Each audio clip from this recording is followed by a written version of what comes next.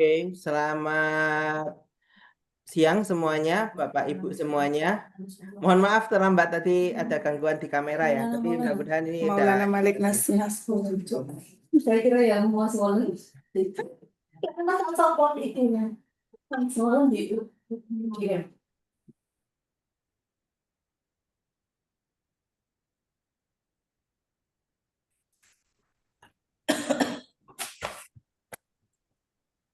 Oke, oke. Silakan ini buka.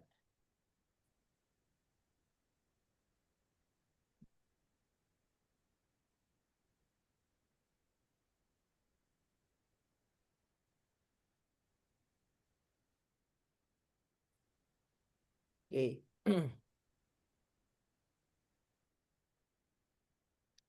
Oke. Oke, Assalamualaikum warahmatullahi wabarakatuh. Selamat siang semuanya, Bapak Ibu. Ya, jadi ini soalnya apa, Jam? Apa namanya?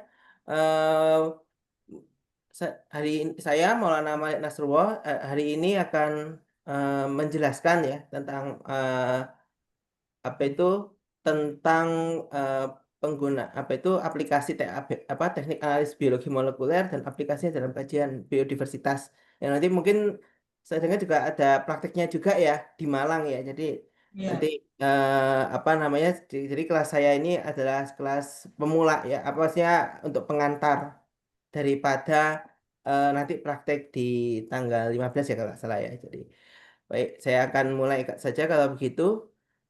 Ini bentar, saya share screen dulu ya.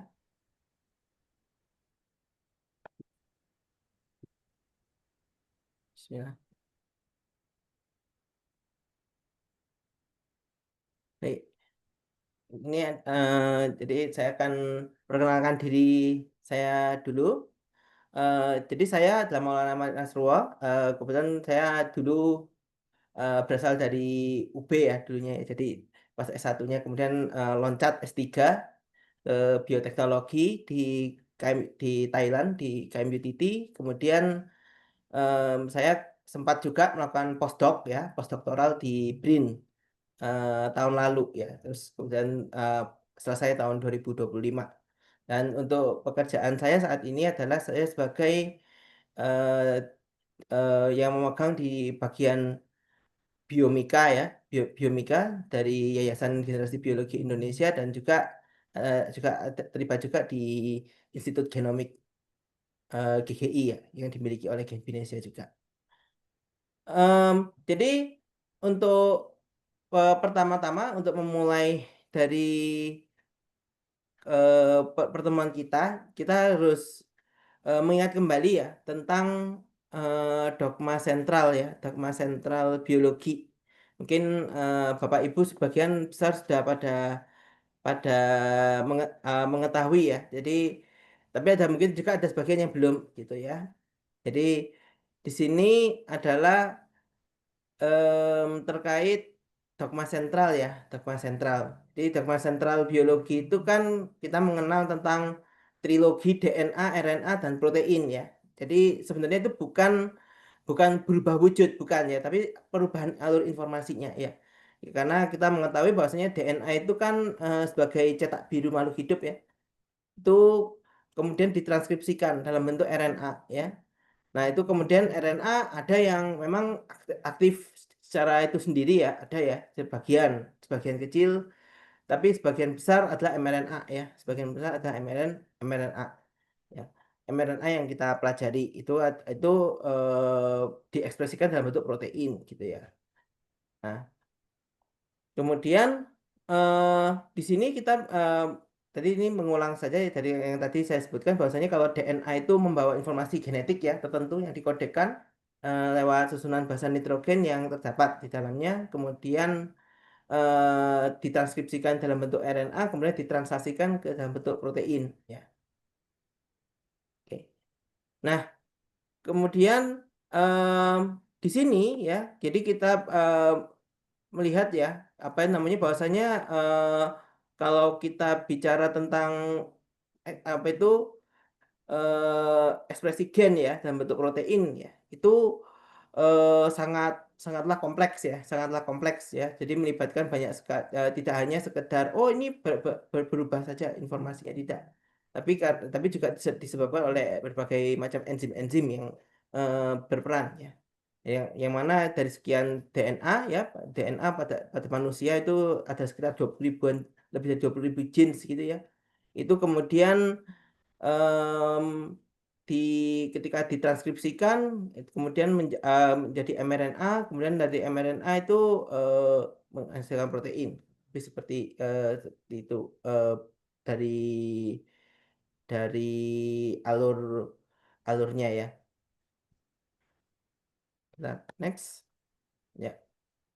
Nah, mengingat kita juga nanti mungkin juga akan mempelajari ya beberapa teknik ya nanti. Meskipun ada juga kita mempelajari tentang PCR dan juga elektroforesis ya yang nanti akan dilakukan. Jadi di sini saya akan meng-highlight beberapa teknik ya, beberapa teknik dan juga ada juga teknik enzim reaksi itu juga penting juga karena beberapa analisis marker tertentu kita butuh enzim restriksi ya, enzim restriksi. Nah, kalau yang pertama kita menyampaikan tentang PCR ya, PCR. Bahwasanya kalau PCR itu apa sih ya? Jadi kalau PCR itu adalah metode untuk mengamplifikasi fragmen DNA ya, yang mana kita amplifikasi apa itu dari gen yang kita ketahui. Jadi kita tidak bisa apa itu sekedar sekedar mengamplifikasi saja ya. Meskipun beberapa teknik ada yang melakukan itu, tapi tetap kita ada pengetahuan sebelumnya tentang sekuen itu. Jadi kira-kira nanti yang akan dilekati oleh primer itu letaknya di mana dan sebagainya gitu ya. Nah, itu untuk terkait di PCR ya. Terus kebutuhannya tentu kita akan butuh sampel DNA ya, kemudian ada primernya, kemudian ada nukleotida, kemudian ada enzim polimerase ya, ya seperti TAG ya. Meskipun ada juga yang enggak mesti TAG ya, karena beberapa analisis tertentu mungkin dia menggunakan enzim yang lain ya, misalkan kayak PFU ataupun BST ya, tergantung kebutuhan ya. Kemudian ada buffer reaksi ya, buffer reaksi yang dibutuhkan ya. Kemudian ada tabung reaksi PCR tentu pasti ya, dan kemudian eh, kita juga melakukannya ada dengan PCR, mesin PCR atau thermal cycler ya di sini. Thermal cycler. Nanti di sini kita kalau kita dari program-program yang sudah sering digunakan biasanya kan tentu kita ada step denaturasi ya. Jadi membongkar membongkar untai DNA ya. Kemudian ada apa itu jadi supaya jadi terpisah gitu ya, antar strandnya terpisah sehingga kemudian primer itu bisa saling berdekatan gitu ya, atau annealing ya. Tapi annealing sendiri perlu diingat temperatur ini di sini sebagai salah satu contoh saja 55 derajat itu ya. Pada intinya kan kita ketika kita membuat primer ya, buat primer itu pasti annealing annealing itu kan macam-macam gitu. Jadi kita harus harus memperhatikan betul desain kita kalau ketika desain primer ya. Kemudian kita melakukan ekstensi ya, ekstensi pada suhu 72 derajat. Kenapa 72 derajat? Karena ini adalah suhu yang em, optimal untuk TAG ya, untuk enzim TAG polimerase itu untuk melakukan eh, apa itu pemanjangan ya atau extension. Jadi dia akan membentuk strand baru gitu ya. Seperti itu ya. Nah, jadi kalau produk PCR itu disebut sebagai amplikon ya. Kalau kalau kita sebut itu adalah sebagai amplikon ya. Jadi biasanya kalau sintesis amplikon itu kan tergantung analisis ya, karena ada analisis yang memang antara 20 sampai 30 tergantung. Ya ini masalah tergantung kebutuhan ya. Bahkan mungkin ada sampai 40-an ya, 40-an siklus gitu. Nah, sehingga nanti mendapat sekitar 2 pangkat N amplikon gitu ya. Jadi bisa jauh sampai jutaan. Nah, namun kemudian demikian jumlah amplikon itu dapat dipengaruhi oleh faktor internal dari primer itu sendiri ya. Jadi kayak misalkan ada mungkin dia bisa Kalau ada kemungkinan membentuk hairpin berarti kan dia kan tidak atau saling menekuk dirinya sendiri berarti, atau membentuk dimer kepada dirinya sendiri itu kan juga berarti kan eh, dihindari ya kalau kalau kemungkinannya tinggi gitu kan. Terus kemudian misalkan faktor internal primer yang lain seperti suhu dan suhu temperatur yang saling saling berjauhan, nah itu juga juga tidak optimal ya untuk melakukan apa itu sintesis DNA-nya gitu. Nah, terus kalau komplement nggak primer ini dengan region target maupun non target ya, karena kadang-kadang kan kita kan tidak tahu ya di dalam sampel kita itu sebenarnya primer kita itu berlekat di mana saja, berlekat di mana saja sehingga kita nanti bisa menempel, oh katakanlah bisa di suatu tempat yang tidak kita kendaki, berarti itu kan off target ya, off target. Berarti kalau off target ya solusinya ya cuma kita harus desain ulang ya, primer kita harus didesain ulang. Ya, terus kemudian ada lingkungan optimal untuk amplifikasi ya. Jadi kadang-kadang juga mungkin ya, kalaupun di jurnal itu disebutkan, oh programnya begini, begini, begini gitu. Tapi ketika kita replikasi, mungkin tidak tidak tidak sepenuhnya sesuai. Ya, jadi mungkin kita harus ada penyesuaian-penyesuaian lain gitu kan. Termasuk yang dulu saya pernah lakukan dulu ketika saya di BRIN. Kalau kita ngikuti jurnalnya harusnya harusnya dia itu bisa gitu ya, harusnya bisa.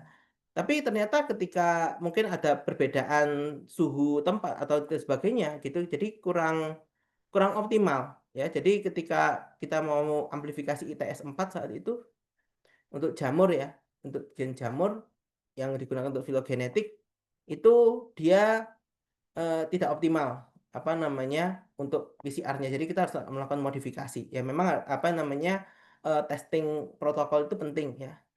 Kemudian ada kualitas DNA pada sampel. Oh ya, ini pasti pasti ya ketika kita bicara dengan sampel DNA, ketika kita mengekstraksi ya, ekstraksi DNA itu kemungkinan untuk kita itu apa untuk kita itu miss ya, ataupun mungkin kita ada juga degradasi ya, karena mungkin sampel dari lapang diekstraksi di laboratorium terlalu lama atau apa bawaan transportasinya kurang gitu ya. Jadi kita di harus disesuaikan ya, harus disesuaikan.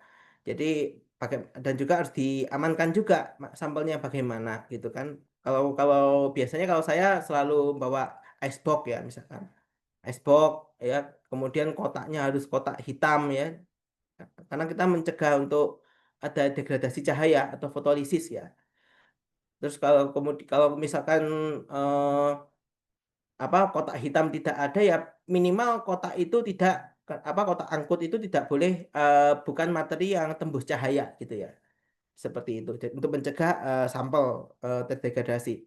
Kemudian ada bias in silico sama in vitro. Ya, kadang-kadang kita juga sering ya, memang kalau ketika kita testing protokol itu secara in silico ya dengan virtual PCR ataupun yang lain itu kadang-kadang ya itu kan ideal ya, idealnya demikian gitu. Tapi kenyataannya ketika dia diaplikasikan di sistem ataupun di tempat lain di laboratorium itu nggak sesuai. Jadi makanya kembali lagi kita jangan terlalu percaya meskipun metode in silico itu membantu kita, jangan sampai kita berpegang teguh 100% ya. Jadi tetap ada ruang untuk apa namanya kita harus ada skeptis-skeptis dikit ya, skeptis dikit ya. Jadi supaya kita bisa memastikan untuk diverifikasi di laboratorium gitu ya. Jadi jangan sampai kita apa itu terlalu apa ngotot kekeh atau ngotot di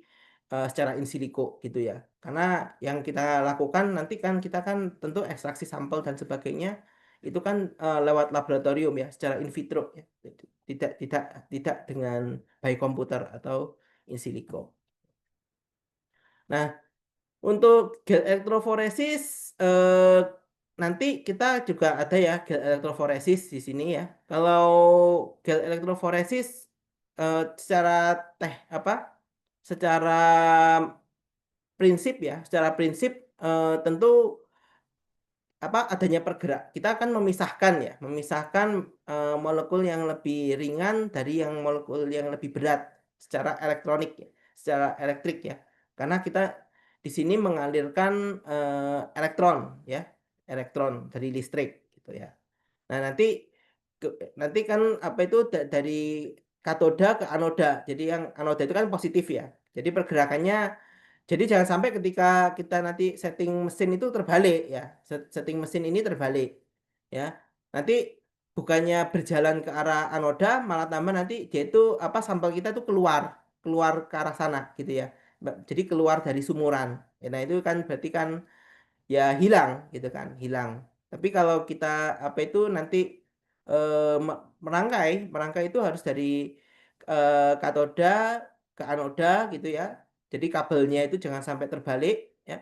Kemudian nanti dengan voltase yang sesuai gitu ya. Karena kan memang secara secara secara apa itu voltas apa itu secara umum kan, oh kita kalau mau cepat naikkan voltase gitu kan. Belum tentu juga, karena kan kalau terlalu cepat nanti dia overrun ya. Jadi apa itu belum saatnya apa berjalan sejauh itu, tapi dia apa dipaksa begitu jauh sehingga menghilang, apa band-bandnya itu menghilang. Nah itu yang jadi pemisahannya nanti adalah fragmen-fragmen yang lebih ringan dia akan mulai lebih dahulu ya daripada fragmen DNA yang lebih berat ya atau yang lebih besar gitu. Nanti dia akan ada di atas, kemudian dia nanti yang semakin ringan dia akan semakin berjalan ke arah anoda gitu. Lalu kemudian ada tentang terkait enzim restriksi ya, enzim restriksi. Jadi kalau mengenai beberapa enzim restriksi, memang ada beberapa analisis itu butuh ya enzim restriksi, karena enzim restriksi kan juga, itu kan fungsinya untuk memotong ya, memotong, dan pola potongan itu kan setiap enzim itu kan spesifik ya, spesifik. Ada yang blunt end, ada yang sticky end. Kalau yang seperti Eco R1 ini kan sticky end ya. Jadi bentuk potongannya kan seperti itu gitu. Nah, jadi untuk enzim sendiri ada banyak sekali ya, dan itu harus disesuaikan dengan kebutuhan masing-masing ya. Jadi ini yang saya sebutkan ini yang paling umum digunakan ya untuk analisis ya, ya seperti kayak Hintri, Semawan ya, Eco R1, terus kemudian ada BAMH3, BAMH1 ya, BAMH1 itu beberapa enzim yang sering dipakai untuk kepentingan analisis potongan ya, analisis potong-potongan fragmen DNA ya.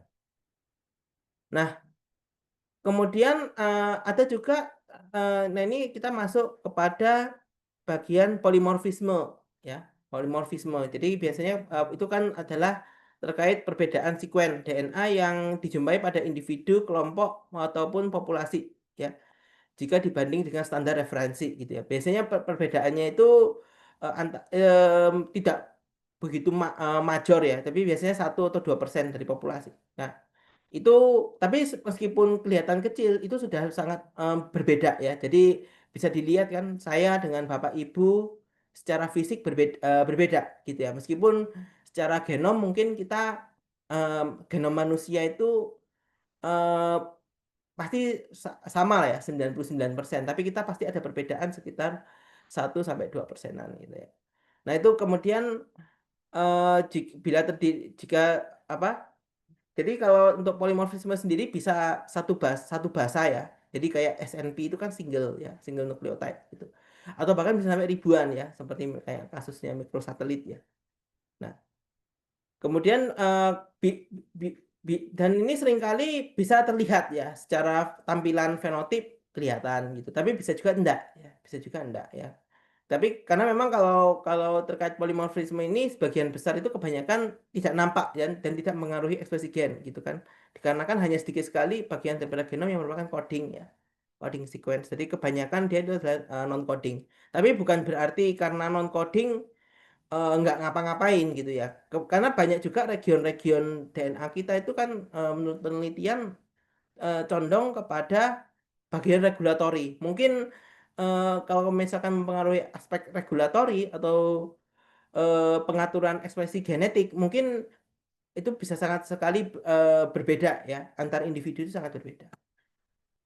Ya, ini macam-macamnya. Jadi ada SNP, ada indel, ada polymorphic repetitive sequence ya, atau yang kita sebut sebagai mikrosatelit, mini satelit ataupun makrosatelit ya di sini ya.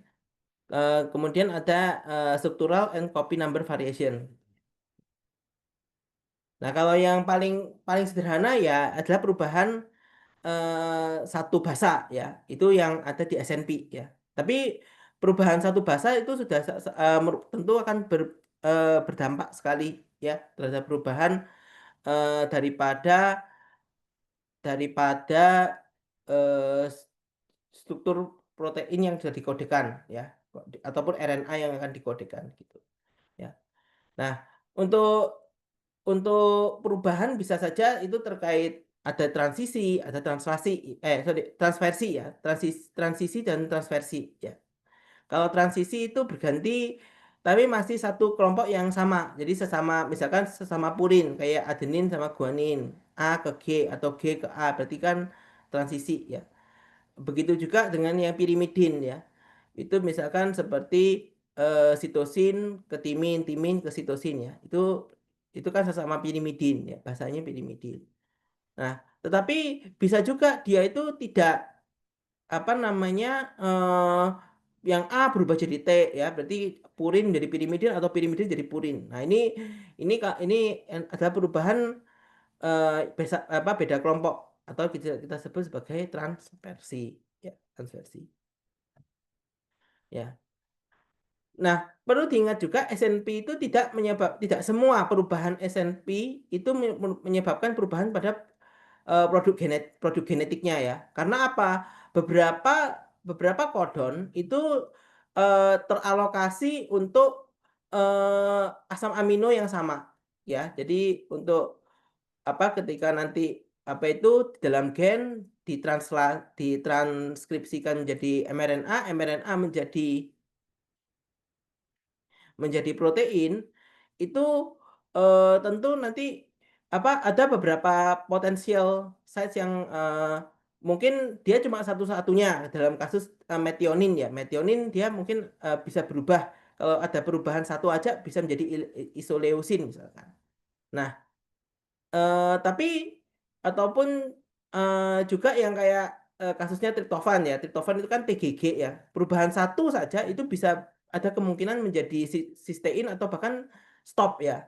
Codon stop gitu kan. Jadi apa namanya? Kalau terkecuali dua ini ya kebanyakan dia itu ada peluangnya kayak misalkan kayak 50-50 lah ya. Ada 50-50, ada yang misalkan tidak sama sekali ya karena misalkan seperti leusin, valin ya, serin, prolin dan lain-lain ini itu teralokasi banyak ya. Jadi apa itu untuk kodon ini ada perubahan perubahan kodonnya dia itu apa susunan bahasa penyusun kodonnya itu masih teralokasi untuk asam amino yang sama.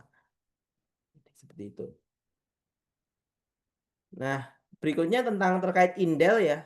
Indel itu eh, sebagaimana kita ketahui adalah insersi maupun delesi ya.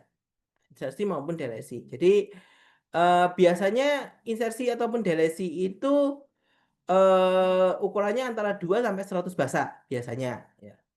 Tapi untuk yang biasanya kalau yang indel yang ukurannya besar ya, ukuran di atas 50 basa ya, lebih besar atau sama dengan 50 basa itu menyebabkan varian varian struktural ya. Jadi secara struktur sudah sangat berbeda ya. Meskipun mungkin dari segi orisinil mungkin dia dekat ya. Nah, ini seringkali kita temui kalau kita bicara tentang apa kalau di bakteri ya 16S ya. 16S itu banyak sekali apa namanya kalau kita membandingkan antara satu sekuen penuh ya dari satu bakteri ke bakteri yang lain kita kita kadang-kadang menemukan ada yang dia itu mengandung lebih banyak basa ketimbang yang lainnya gitu kan. ataupun dia mengalami sisipan gitu kan, ada insersi dan sebagainya. Dan ini sifatnya terdapat secara menyeluruh pada genom ya. Jadi makanya ini juga bertanggung jawab kalau di protein-protein yang fungsional dia itu variasi strukturalnya banyak gitu kan. Variasi strukturalnya banyak.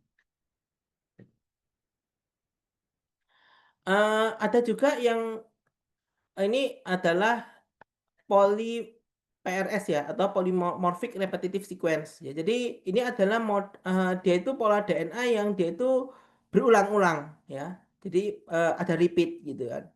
Nah, di mana ini kan kalau di dalam satu protein ya itu eh, kita temukan misalkan oh ini banyak nih apa asam aminonya. Berarti kan kalau kita balikkan ke dalam gennya karena ternyata ini sama ya. Karena dia dikode oleh eh, kodon yang sama ya. Ini CAG CAG CAG CAG gitu kan. Nah, ini kan berarti kan repeat gitu.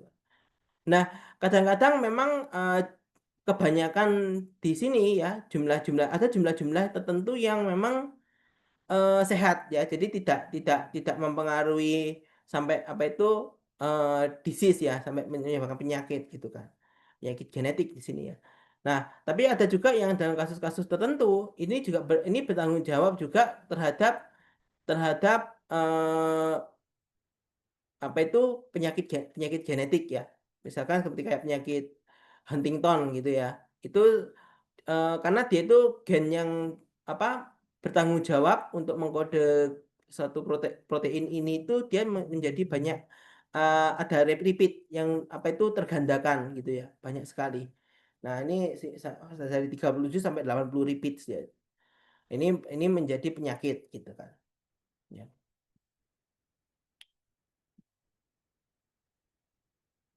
Nah, Nah, ini untuk macam-macam repeats ya. Repeat itu ada beberapa macam ya. Jadi ada tandem repeat. Jadi pola repeat yang dijumpai berdekatan ya. Jadi misalkan eh, apa itu di sini ada repeated sequence-nya itu langsung ya. Jadi di daerah sini kemudian ada repeat lagi. Nah, ini dia itu tandem ya, tandem repeat ya. Tapi ada juga intersperse ya, atau dia itu tersebar ya. Jadi dia melompat-lompat. Jadi di sini kita temukan repeat, kemudian di sini sequence yang lain gitu kan ya, yang bukan repeat maksudnya. Terus kemudian ada repeat lagi, ditemukan ada repeat lagi. Nah, ini macam-macamnya ada banyak ya, ada sines, ada lines ya. Tadi disebutkan kalau sines itu kan short interspersed nuclear elements atau ada juga long interspersed ya. Nah, ini kalau short itu biasanya antara 100 sampai 300, tapi ada juga yang memang besarnya itu tidak lebih dari ya lebih besar daripada 300 tapi tidak lebih dari 600 base pair biasanya. Tapi kalau lines ini lumayan besar ya. Jadi 1000 sampai 7000 base pair paling besar. Nah, jika bila tidak menghasilkan RNA ya, jadi eh, apa itu wilayah yang repeat itu tidak apa bukan wilayah yang dikodekan gitu ya. Maka bukan wilayah coding sequence berarti dia itu bisa dikatakan itu adalah suatu transposon ya, elemen yang melompat ya. Nah, kalau di sini macam-macamnya ya untuk nah ini ada tentang satelit ya, satelit atau mini apa ada mikro, mini maupun makro satelit di sini. Nah, jadi di sini kita biasanya kalau mikrosatelit itu kecil ya, antara 1 sampai 9 base pair gitu kan. Terus kemudian ada mini satelit yaitu 10 sampai 100, kemudian makrosatelit yang besar gitu kan. Jadi biasanya dia itu ini ya, misalkan dia itu repetisinya seperti ini. Jadi misalkan 1 sampai 9 detik bahasa ya. Di sini kayak misalkan gata ya. Gata, gata, gata, gata, gata, gata. Berarti kan dia itu monomernya terdiri dari 4 basa ya. Ini kan satu mer, monomernya itu ya gata itu kan 4. Nah, tapi dia berepetisi sekitar 6 kopi ya, 6 kopi. Jadi gata, gata, gata, gata, gata, gata, gata gitu kan. Nah, kalau yang mikrosatelit ini tidak punya lokasi yang tepat dan dia itu sebarannya acak ya. Jadi di dalam kromosom itu dia ada di mana-mana. Gitu. Jadi Nah, terus kalau untuk yang VNTR ya, berikutnya ini adalah mini satelit ya. Mini satelit itu dia dia sama ya, tapi biasanya dia ukuran monomernya itu besar ya, antara 10 sampai 100 basa. Dan dia itu kebanyakan berepetisi antara 2 sampai 100 kopi. Biasanya ini letaknya itu di telomer ya. Jadi mini satelit ini mungkin berperan juga ya kalau terkait kalau di organisme tingkat tinggi ya eukariot itu mungkin mini satelit ini berperan juga terhadap proses aging ya. Biasanya ini terkait sama proses penuaan. Kemungkinan dia di situ karena dia letaknya pada telomer gitu kan. Telomer. Nah, kalau yang kalau yang paling besar itu makrosatelit ya. Nah, ini makrosatelit itu dia itu terdiri atas ribuan bahasa ya. Jadi lebih dari 100 base pair biasanya ya. Tapi sampai bahkan ribuan ya, ribuan bahasa. Nah, yang dia itu berepetisi belasan hingga ratusan kali biasanya. Nah, ini kalau kalau kayak DXZ misalkan kayak DXZ 4 ya. Itu salah satu makrosatelit yang terkenal ya. Itu terdiri atas 3.000 bahasa monomernya dan dia itu berepetisi sekitar 50 sampai 100 kopi. Berarti bisa diperkirakan ya apa panjangnya, kalau paling panjangnya dia bisa saja sampai 300.000 base pair ya, paling enggak seperti itu. Nah, kalau paling pendek dia bisa sampai 15 ya. 15 nolnya 450.000 ya. Jadi paling. Nah, kalau yang berikutnya tentang SNV ya, SNV, Structural and Copy SNCNV ya, Structural and Copy Number Variation. Biasanya ini merupakan variasi struktural pada genom ya. Jadi dan ini penyebabnya ada banyak ya. Ada penyebabnya karena memang delesi ya. Emang karena delesi sehingga kalau dari reference genomnya harusnya lengkap, tapi dalam sampelnya itu dia memendek ya, atau dia mengalami insersi jadi ada penambahan gitu kan, penambahan satu region baru gitu kan, apa jadi sehingga lebih panjang. Nah, kemudian untuk duplikasi biasanya dia region ini itu tergandakan ya, entah bagaimana tergandakan. Nah, ini adalah salah satu itu adalah contoh daripada structural variation yang sifatnya tidak imbang ya, karena dia menyebabkan perubahan struktur yang signifikan antara pada reference maupun dan pada sampel ya. Jadi ketika pada sampel dibanding sama reference berbeda, itu kemungkinan dia apa itu sifatnya adalah unbalance ya, unbalance. Jadi tidak seimbang. Nah, kalau yang imbang itu bagaimana? Jadi dia tidak menyebabkan perubahan terhadap panjang besarnya, ini tidak berubah. Namun namun dia secara susunan berbeda. Secara susunan berbeda. Ada yang misalkan seperti inversi, kasusnya seperti inversi. Jadi harusnya regionnya itu dia itu satu arah ya.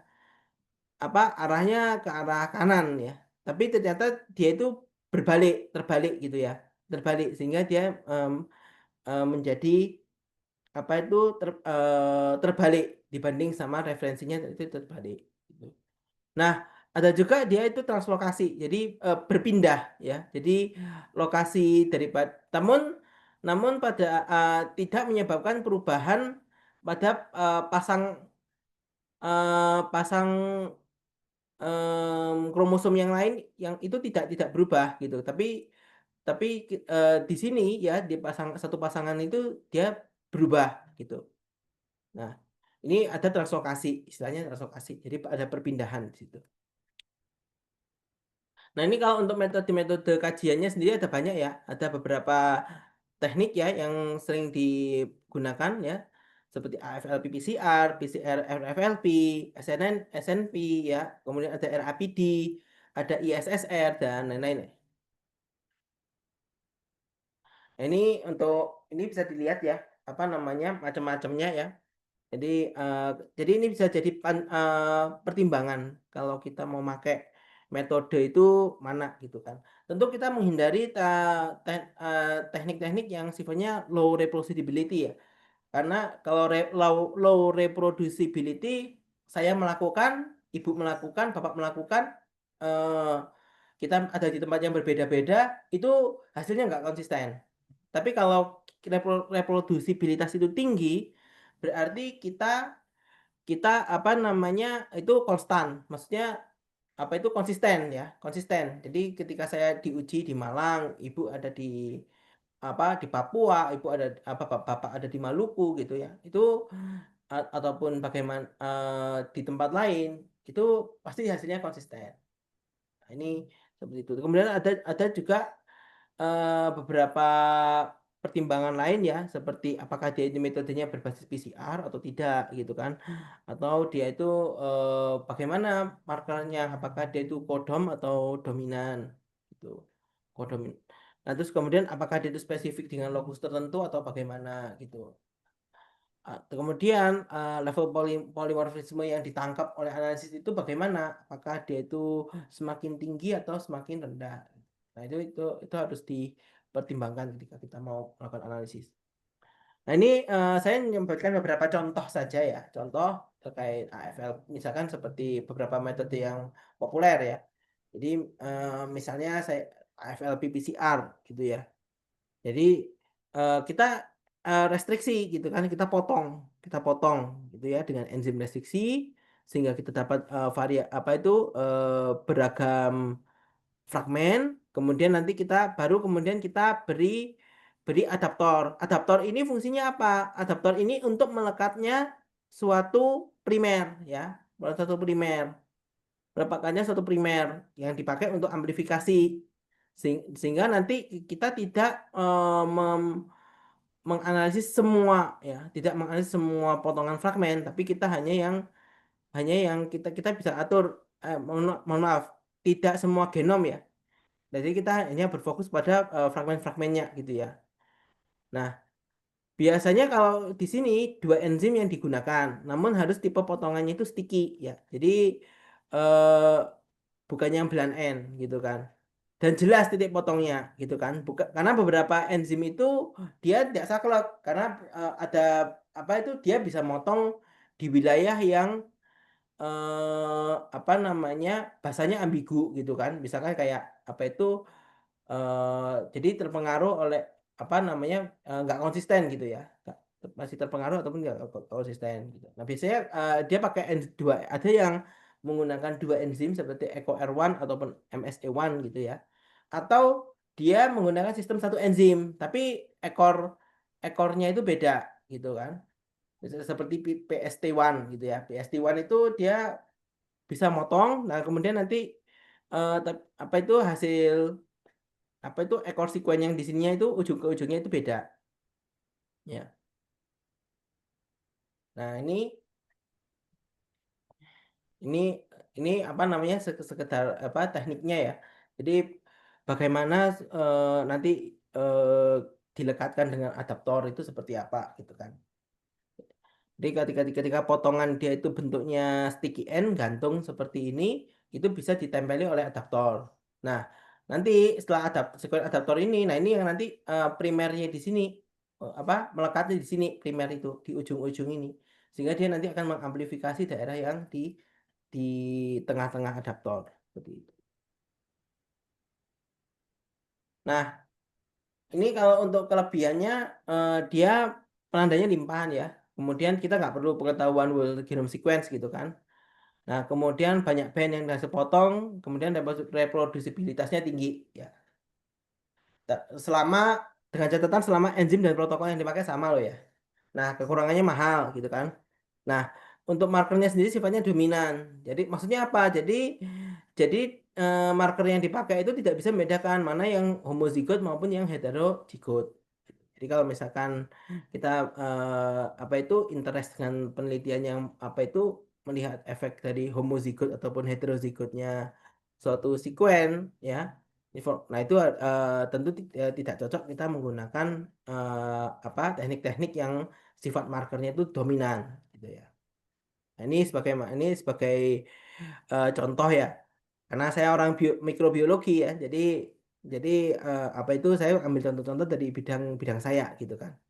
Jadi misalkan untuk penggunaan AFLP untuk menyelidiki similaritas patofar dari bakteri fitopatogen Kurtobacterium flaccum faciens misalkan seperti itu.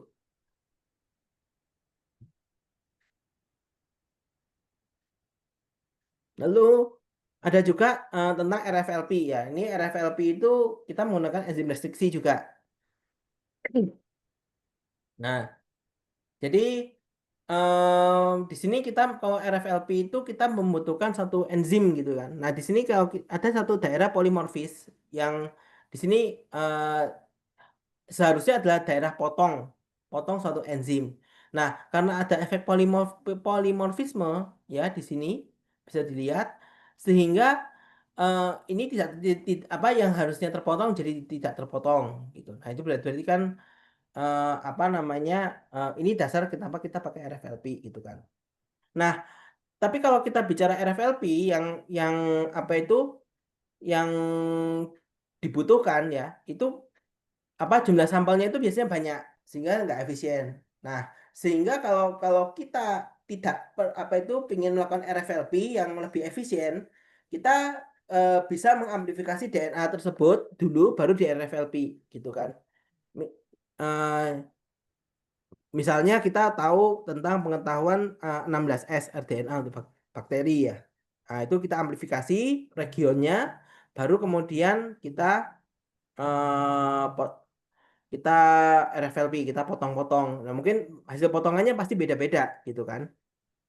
Seperti itu. Nah, kalau kelebihannya markernya kodominan ya. Kali ini kodominan. Jadi bisa membedakan mana homozigot, mana heterozigot. Bisa dengan volume sampel yang kecil ya, karena nanti kan diamplifikasi gitu kan. Dan reproduksibilitas tinggi ya. Namun kekurangannya kita butuh pengetahuan atas sekuen target yang diperlukan. Gitu. Jadi kayak misalkan, oh saya butuh mau mau mau apa itu mau melakukan RFLP pakai PCR ya PCR RFLP gitu. Itu kita harus punya punya mana targetnya itu siapa gitu kan. Gennya apa misalkan 16S atau 23S ataupun yang lainnya ya seperti itu. Nah, ini sebagaimana eh, apa namanya contoh ya, contoh.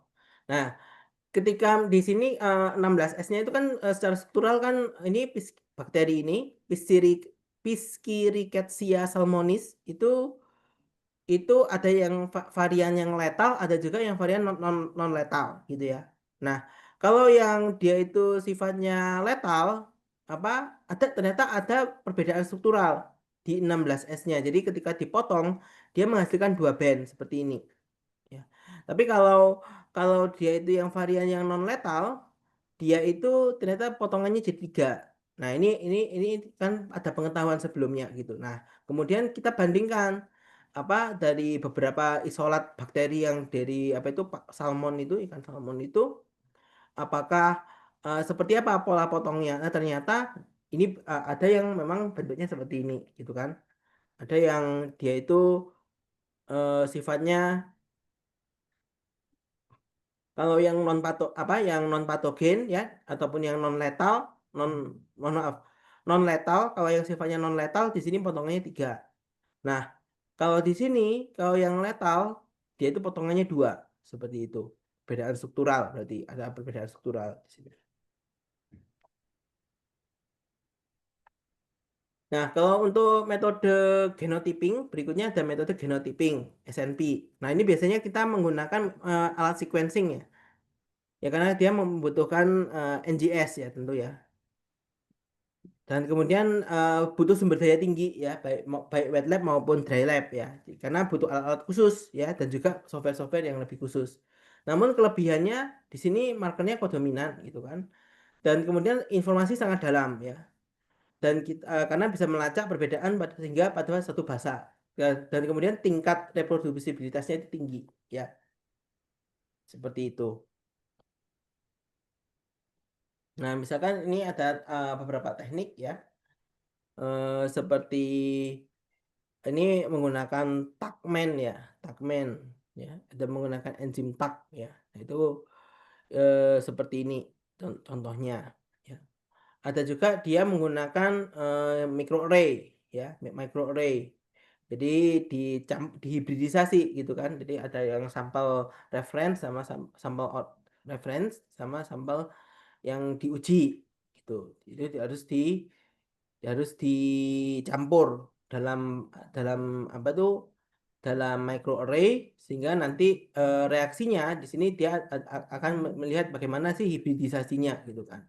Ada yang dia itu positif, ada yang negatif, ada yang dia itu hanya hanya salah satu di antara keduanya, ada yang memang kombinasi. Nah, kemudian ada spot-spot yang juga yang tidak terhibridisasi. Nah, itu menggunakan microarray ya. Kalau microarray kayaknya saat ini sudah apa meskipun masih ada ya yang melakukan ya, cuma popularitasnya sekarang sudah mulai tergeser sama transkriptom ya, transkriptomik ya, transkriptomik ataupun apa itu metode genomik ya. Kalau itu misalkan dia main di DNA gitu.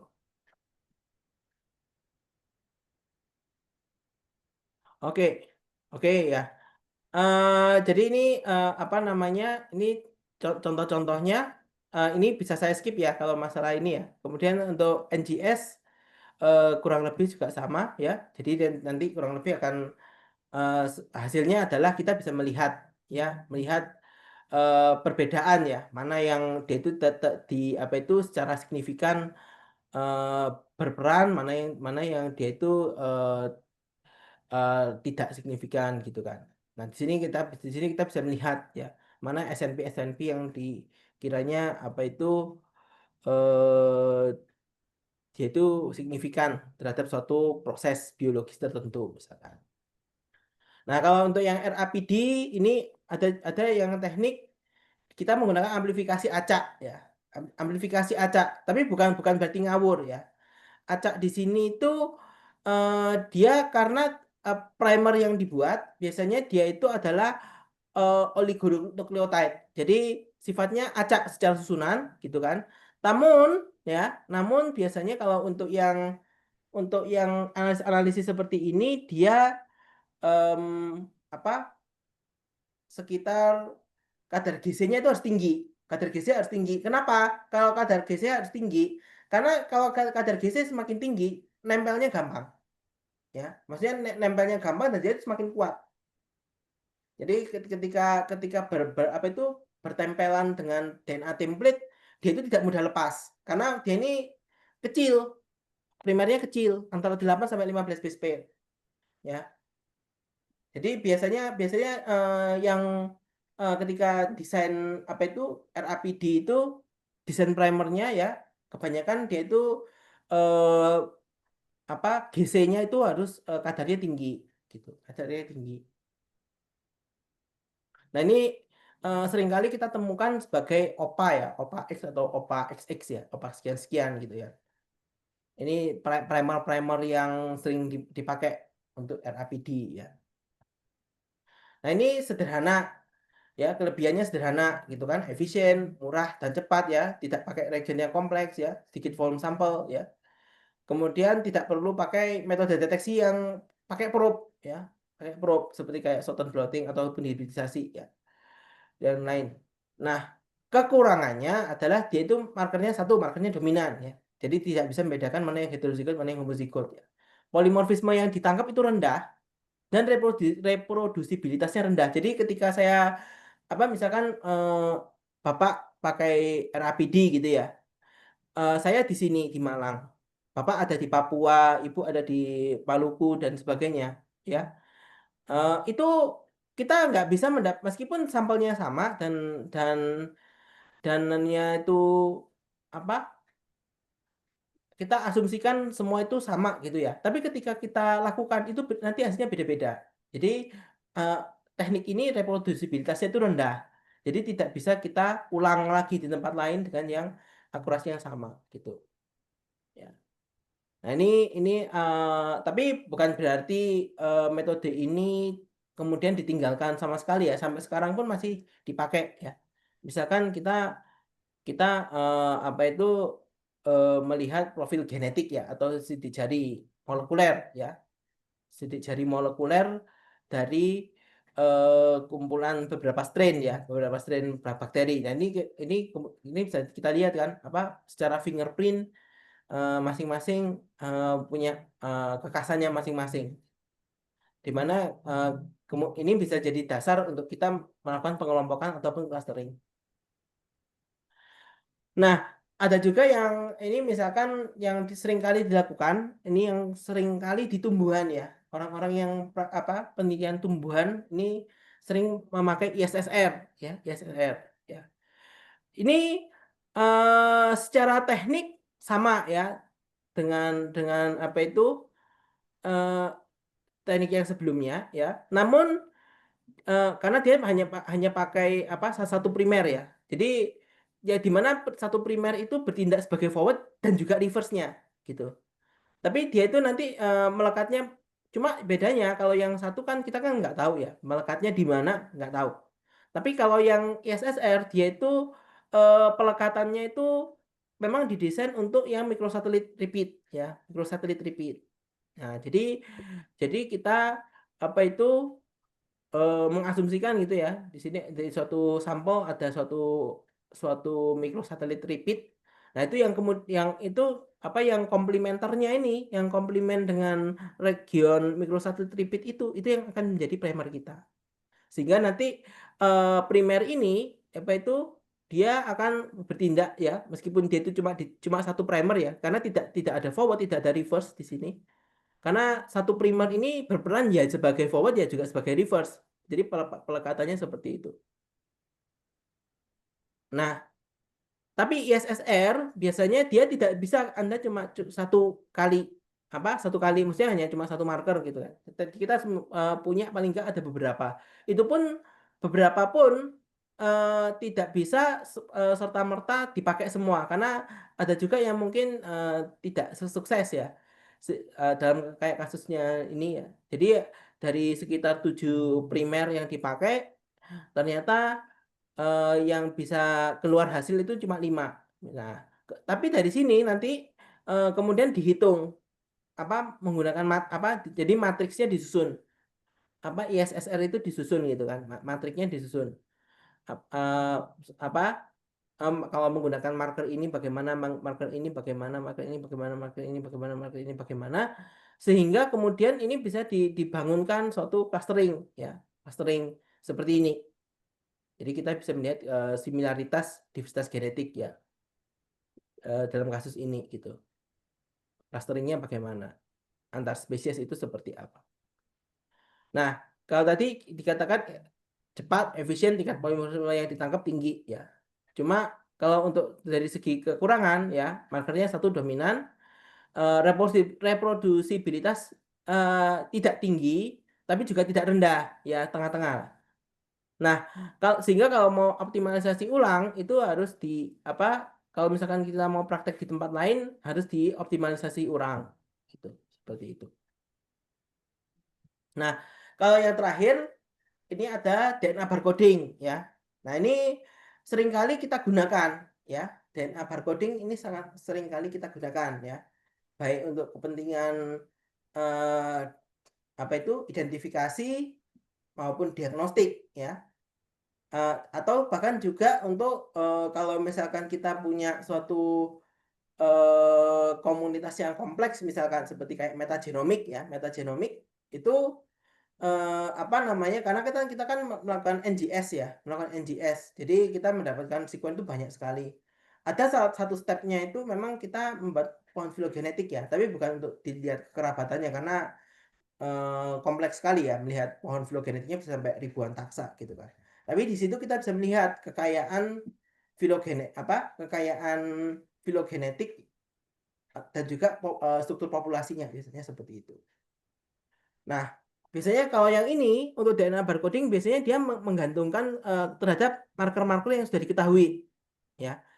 Nah, ini sebagai contohnya ya. Contoh kalau karena bidang saya di tumbuhan dan juga mikrobiologi ya.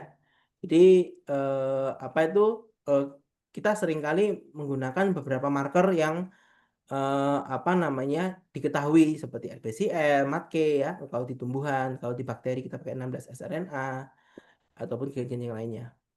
Kalau untuk fungi mungkin sama ya dulu seperti seperti menggunakan ITS ya. ITS pakai ITS Pak. Ya boleh gitu kan. Tapi nggak mesti juga karena ada beberapa marker yang lain ya.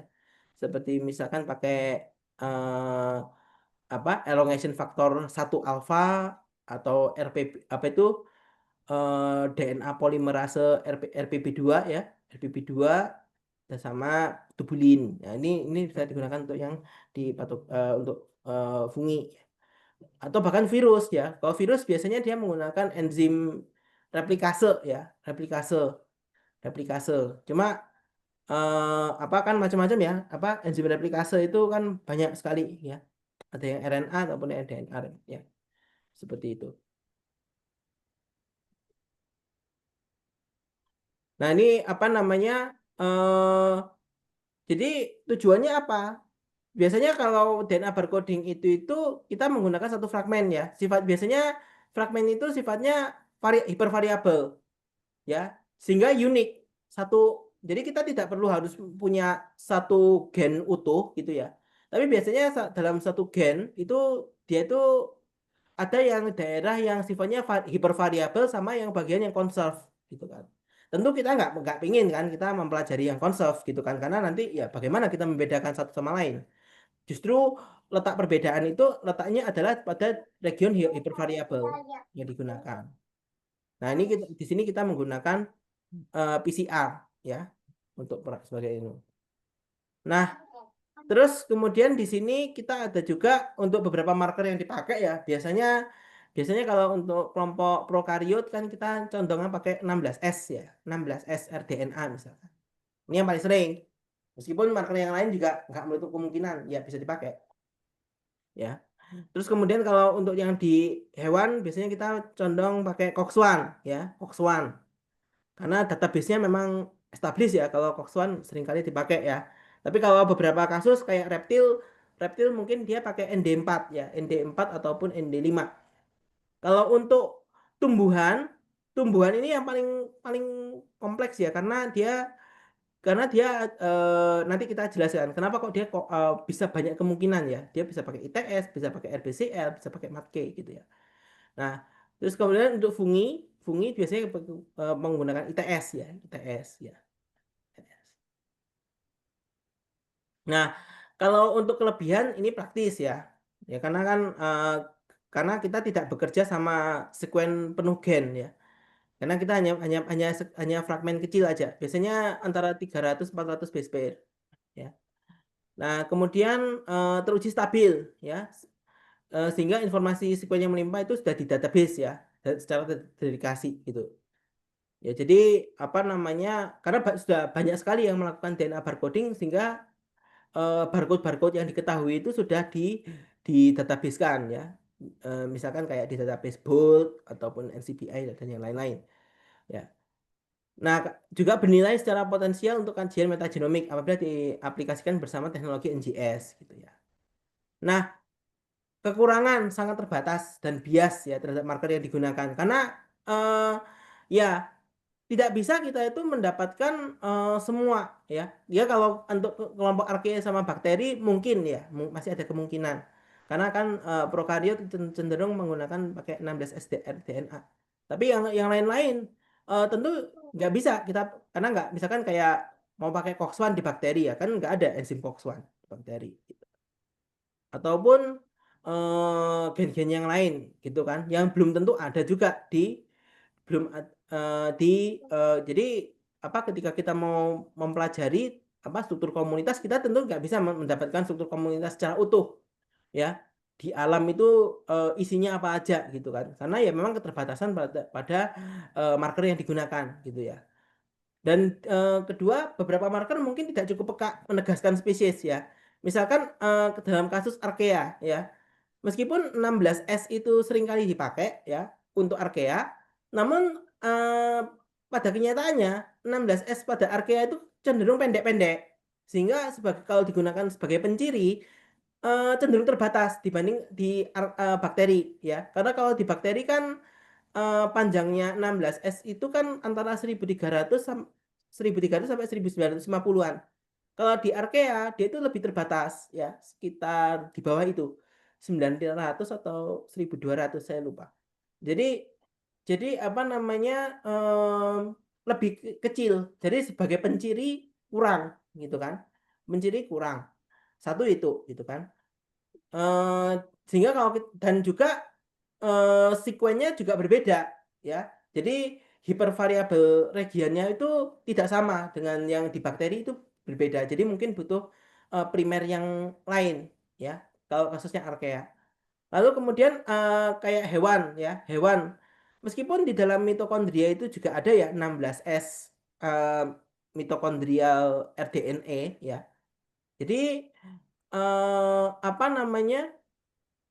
Dia itu kalau digunakan karena sifatnya itu sangat konserv ya di apa antar taksa pada animalia, jadi nggak begitu jelas apa itu pemisahannya itu nggak begitu jelas kalau kita menggunakan 16S mtRDNA gitu. Jadi apa namanya makanya kenapa kalau di animal itu kita nggak pakai itu 16S ya.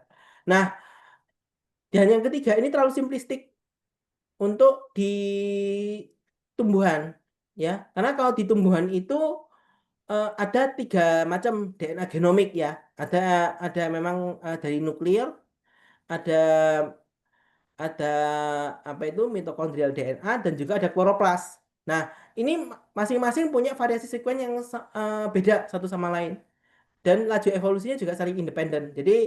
Jadi kalau kita mau bicara apa itu, misalkan mau menggunakan barcoding untuk apa itu tumbuhan, itu apa namanya eh, karena kan dia ada punya 3 macam ya, apa namanya DNA genomiknya itu ada 3 macam. Jadi kita itu kalau kita mau pakai untuk barcoding itu sulit, biasanya kalau untuk tumbuhan itu Yo. paling nggak kita butuh 2 atau 3 barcode untuk memastikan ya. Jadi misalkan kayak RBCL sama MATK misalkan, atau ditambah dengan ITS, ya itu apa namanya baru kita bisa yakin gitu ya. Tapi kalau di tumbuhan memang apa dia itu terlalu simplistik kalau kita hanya bergantung pada satu marker. Beda dengan bakteri ataupun apa prokariot maupun animal apa hewan apa eh, eukariot selain tumbuhan ya. Itu karena kan dia hanya cuma punya, kalau bakteri dia punya satu DNA genomik ya, yang di inti aja. Kalau yang di hewan ataupun fungi kan hanya punya eh, dan juga protozoa ya. ha- Hanya punya DNA inti dan mitokondria gitu kan. Nah, tapi biasanya kalau untuk yang di apa hewan ataupun fungi ataupun protozoa itu cenderung cenderung apa marker yang dipakai itu dari mitokondria ya, karena yang lebih lebih established ya daripada yang di nuklir ataupun yang di, mungkin itu saja dari saya. Terima kasih. Saya kembalikan ke apa ke apa pengelola room. Terima kasih.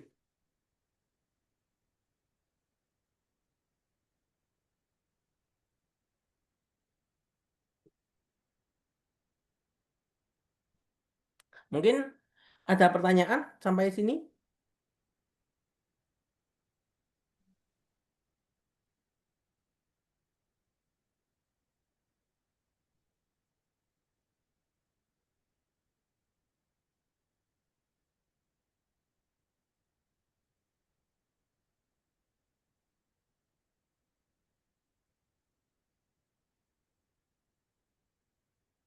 Tulis itu.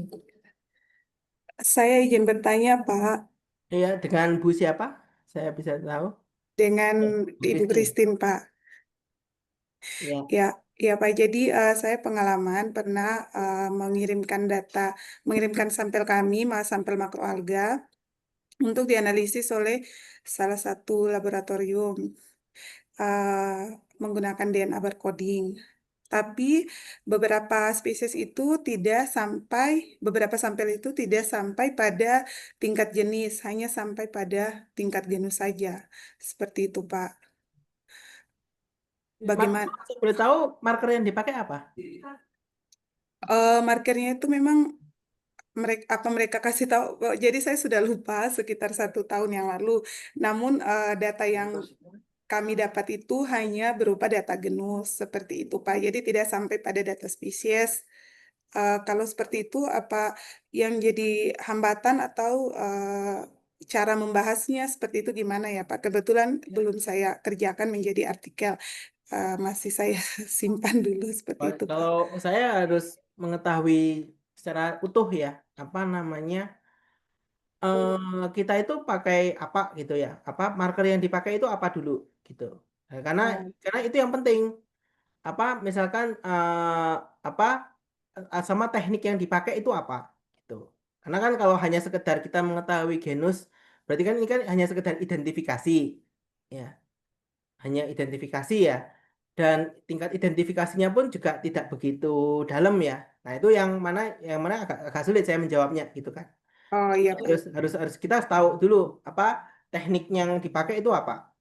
Ini Oh, saya mengasumsikan ya, misalkan saya asumsikan ini menggunakan semacam teknik barcoding ya, teknik barcoding misalkan. iya benar, Pak. Nah, itu Cuman gen kami, apa yang dipakai? Kadang-kadang begini, beberapa ini masalah alga ya, alga iya, itu eh, antar marker itu bisa dicek ya di beberapa literatur ya. Itu apakah dia itu punya kemampuan apa itu pemisahan yang jelas atau enggak? Ya, jadi mendiskriminasi satu spesies sama satu yang lain itu jelas atau enggak.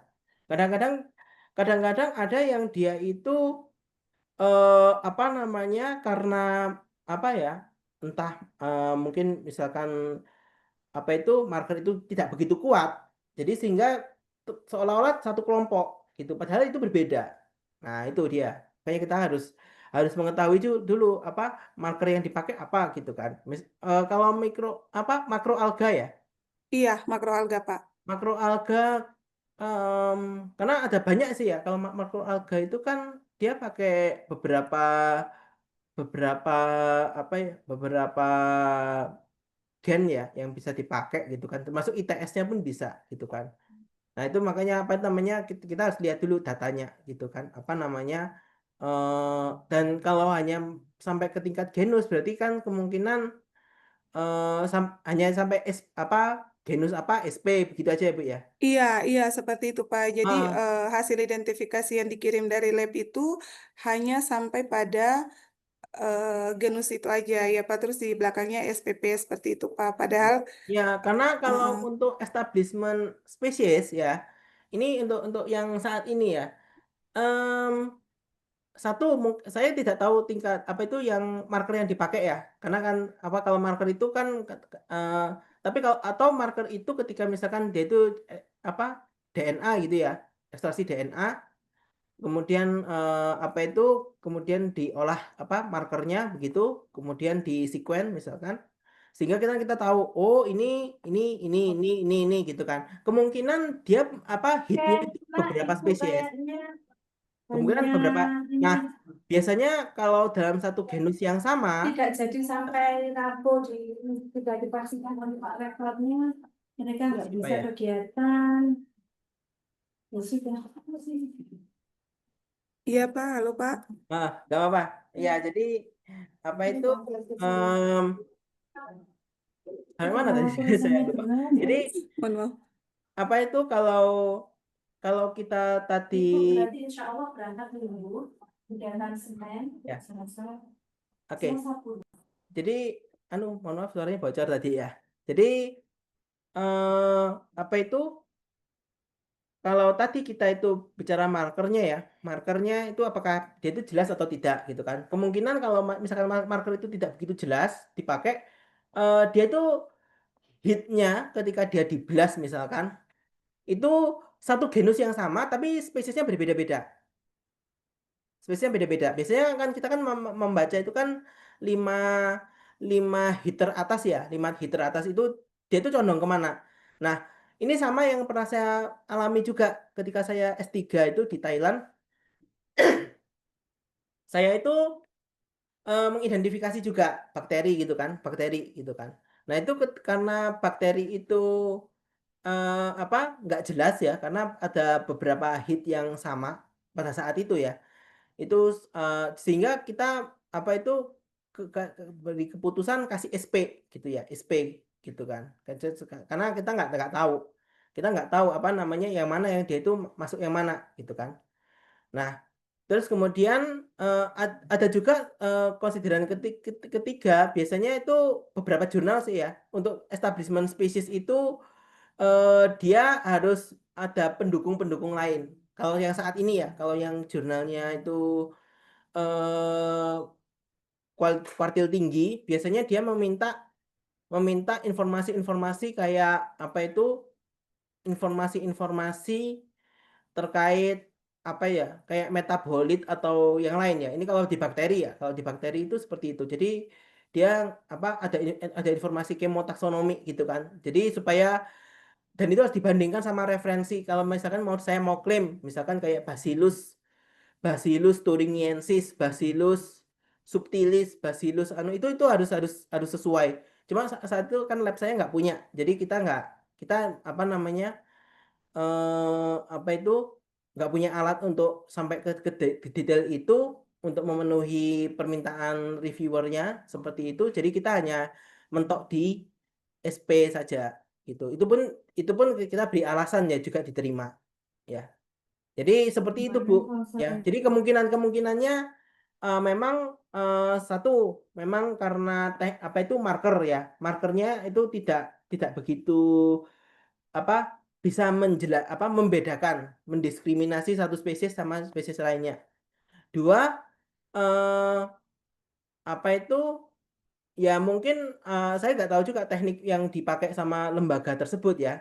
Mungkin mungkin dia hanya bisa sampai ke tingkat genus aja, tapi dia nggak bisa sampai ke tingkat yang lebih dalam spesies, karena mungkin harus mempertimbangkan itu gitu kan. Oh, harus ada informasi taksonomi yang lain gitu kan. Tapi mungkin seperti itu ya Bu ya, yang saya ketahui ya. Iya Bapak, jadi bila seandainya kami menulis di sebuah artikel untuk publikasi itu tidak masalah ya Pak, sekalipun jenis-jenis yang lain itu sampai lain tuh sampai pada tingkat jenis, kecuali untuk yang palisada.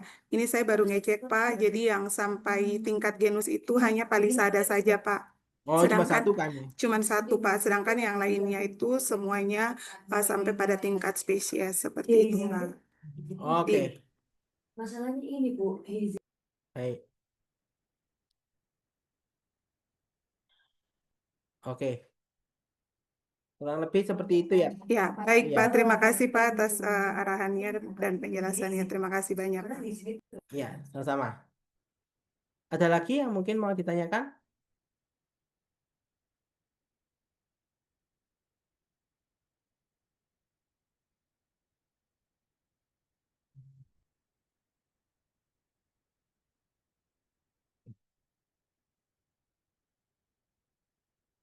Hmm.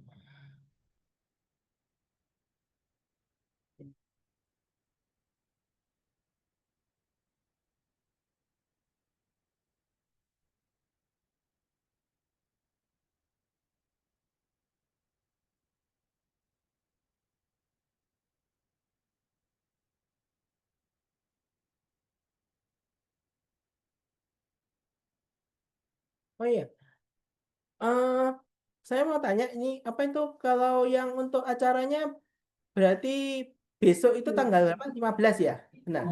Acaranya nanti di hari Sabtu Pak. Di Malang ya? Iya di Malang. Baik, baik. Nah, mungkin nanti di sana sambil praktek juga ya. Iya benar Pak. Oh iya Pak, untuk acara hari Sabtu itu apa mulainya jam berapa ya Pak? Jam paginya Nanti atau jam? bisa tanya sama karena saya juga belum anu ya apa namanya belum belum dapat informasi ini mungkin nanti bisa tanya sama Pak Tamam ya yang mengetahui waktu ya. Ya, baik Pak. Terima kasih Pak. Mungkin seperti itu saja Pak. Tidak ada pertanyaan dari Bapak Hmm. Ibu yang lain Pak. Ya baik. Untuk Dari Pak Tamam ada yang mau mulai ditambahkan Pak terkait terkait acara hari Sabtunya? untuk acara nanti dimulai hari pembukaan itu hari Sabtu dimulai jam 8. Jam 8 ya. Iya. Baik, terima kasih Pak. Sampai jam berapa Kurang Pak lebih berakhir? sampai jam 5. 5 sore. Ya, baik Pak. Terima kasih banyak Pak. Baik. Baik, mungkin itu saja dari saya. Ada lagi yang mau ditanyakan? Mungkin yang ingin disampaikan atau yang lain? Mungkin saat ini belum ada pertanyaan, Pak. Nanti saat pas hari kegiatan, bila kami belum mengerti atau masih ada yang ingin kami tanyakan, akan kami tanyakan Pak di hari kegiatan. Sebentar, mohon maaf. Ya, Selamat sore. ya siap. Mohon maaf, nama saya Ferry Mahulete, ya Pak. Saya mau menanyakan untuk nanti kegiatan hari Sabtu itu sampel yang dipakai itu dari mana Pak? Apa dari tumbuhan, hewan ataukah mikroba Pak? Ya, silakan Pak Baik. Tamam untuk Nah, mungkin memberikan nanti rencananya sampel ada 2. Rencananya ada 3. Ya, yang pertama itu sampel tumbuhan, hewan, dan mikroba.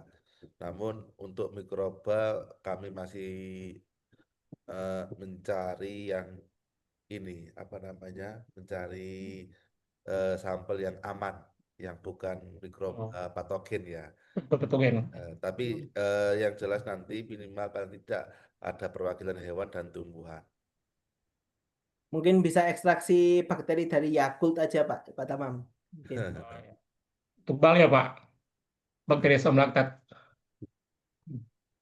Ya nanti kami masih mencarikan untuk yang apa namanya diusahakan nanti ada bakterinya gitu.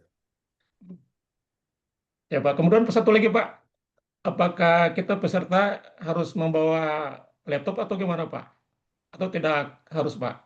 Kalau yang pelatihan biologi molekuler tidak perlu. Ya, nanti full full nge-lab nanti kita. Jadi mulai dari Ya, isolasi DNA, PCR hingga elektroforesis. ya, baik Pak. Terima kasih Pak untuk informasinya. Sama-sama Bapak. Hmm.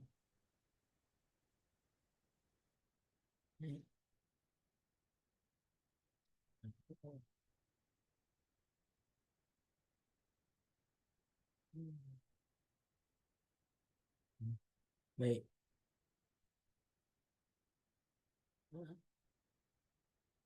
Ada lagi yang mau ditanyakan? Untuk materi sudah Mas Paul. Oh ya, baik. Kalau gitu saya kembalikan ke Pak Tamam untuk aninya. Apa? Terima kasih Pak. Untuk materi apakah sudah selesai atau mungkin ada tambah?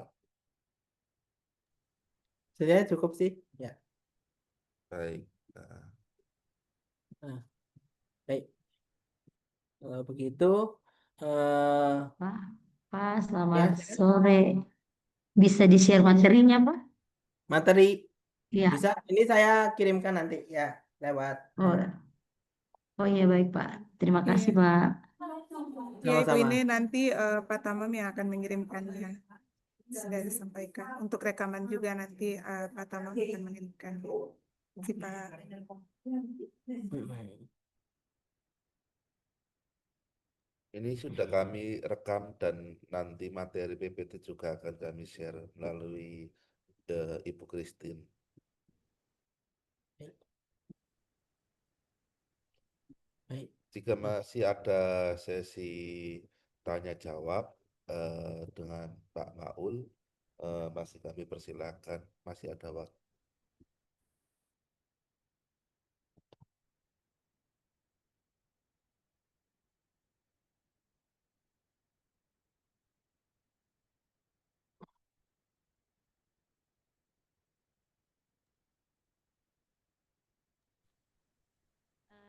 sore, Pak Maulana. Mau bertanya, Pak. Iya, jadi ada tapi suaranya kecil. Ya, tes, suara saya kedengaran nggak, Pak? Ya, sudah kedengaran. Ya, ya. Pak, saya dulu pernah melakukan isolasi DNA, teknik PCR dan elektroforesis untuk tumbuhan. Dulu sampelnya itu singkong, pepaya, dan mangga.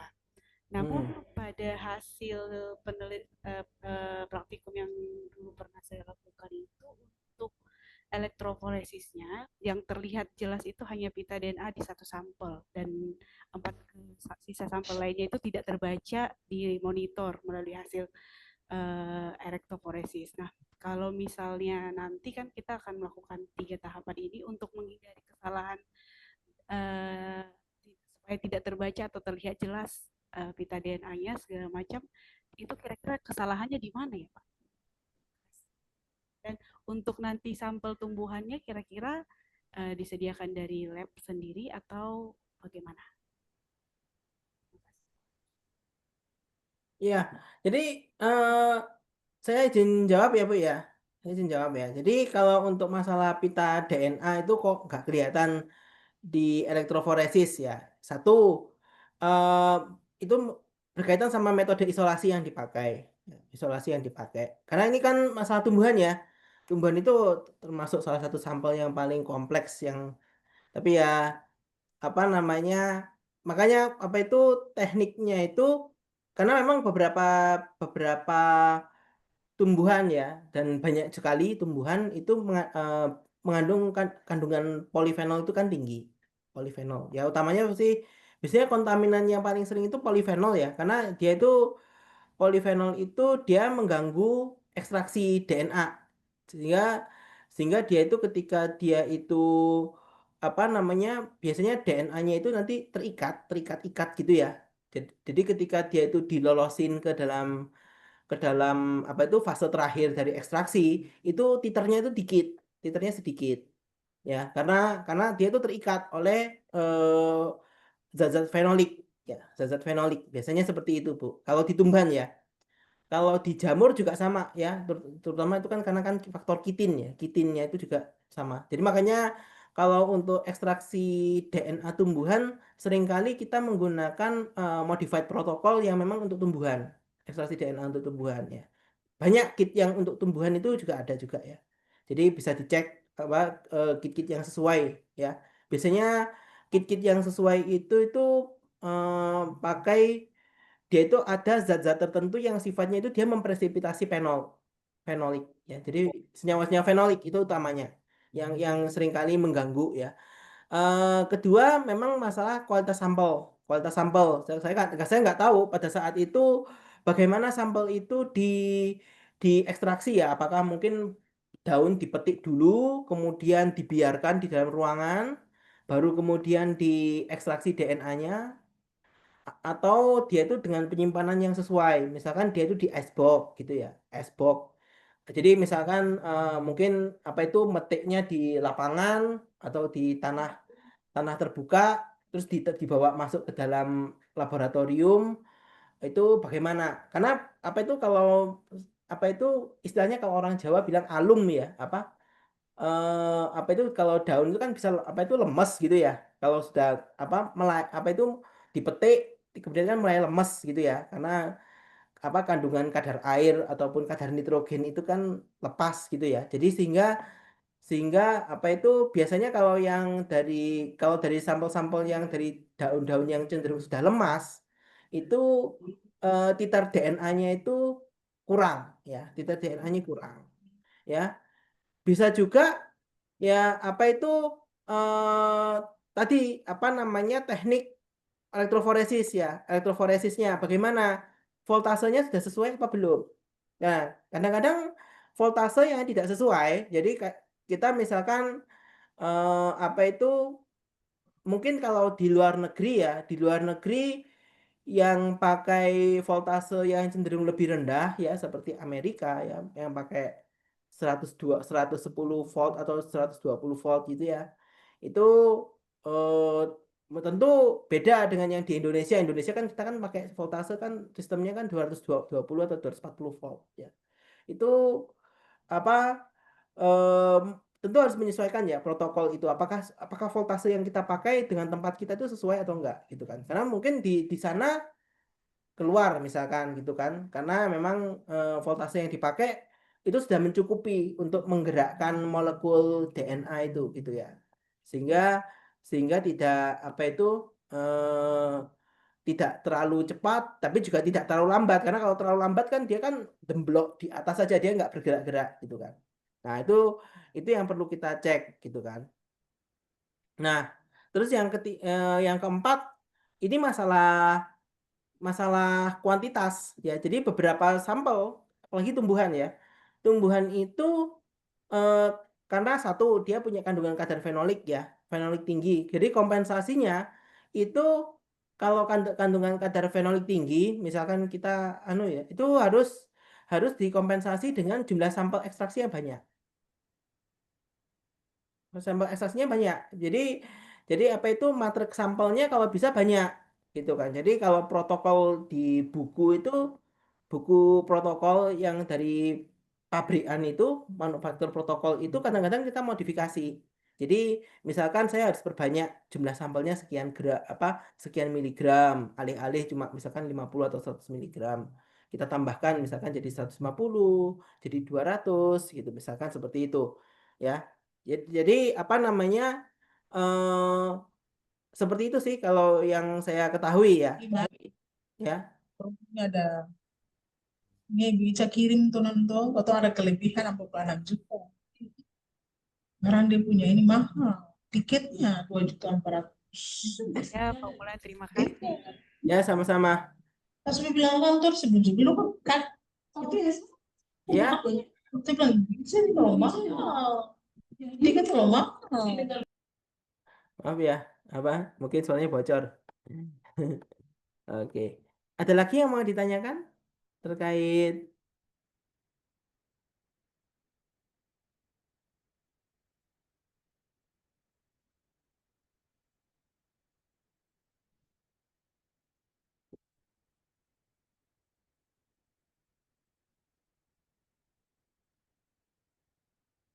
ya.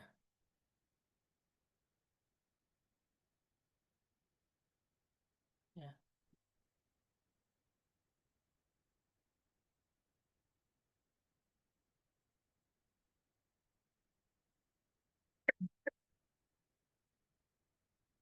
Ya.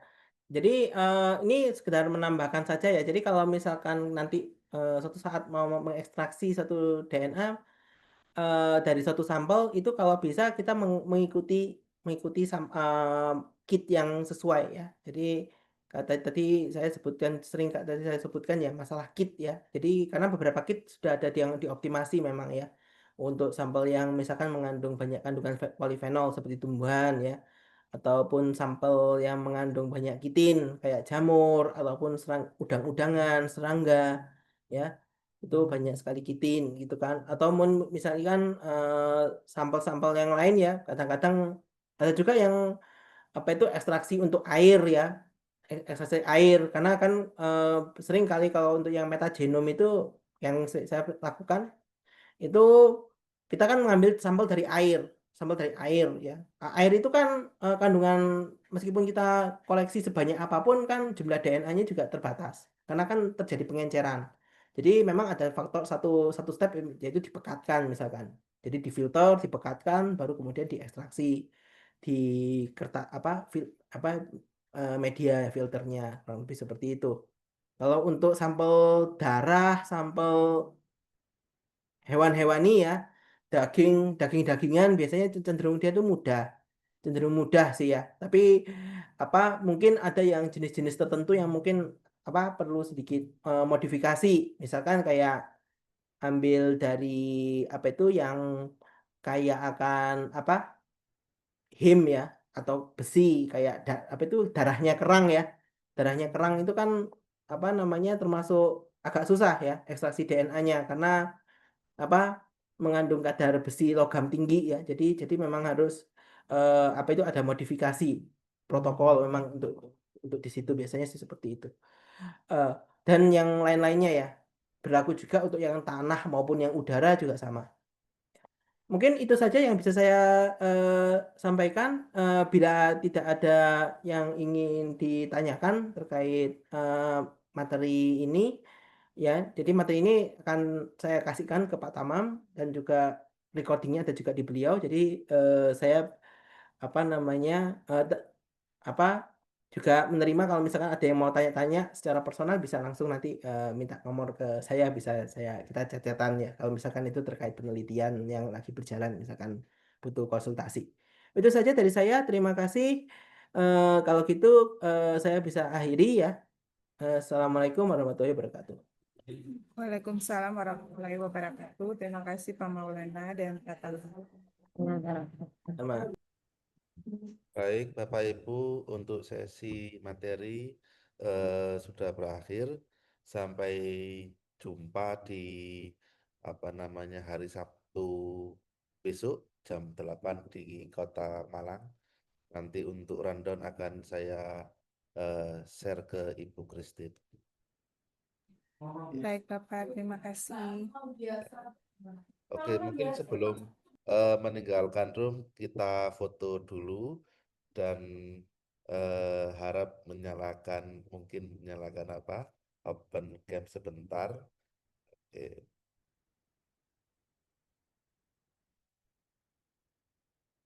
Baik, dalam hitungan 3 nanti akan saya screenshot. 1, 2, 3. Oke, 1, 2, 3. Baik, terima kasih Bapak Ibu semuanya. Sehat-sehat selalu. Nanti kita berjumpa lagi di hari Sabtu di Jawa Timur. Sekian dari kami. Terima kasih. Mohon maaf jika ada salah tutur kata. Kami izin undur diri. Terima kasih. Assalamualaikum warahmatullahi wabarakatuh. Selamat sore dan sampai jumpa lagi. Selamat sore Bapak. Selamat sore semuanya. Selamat sore semuanya. Selamat sore Bitin. Sore Bu Usma. Sore, Bu Akbar. Bapak Ibu bisa tahan sebentar di sini, Kak? Bu Mei.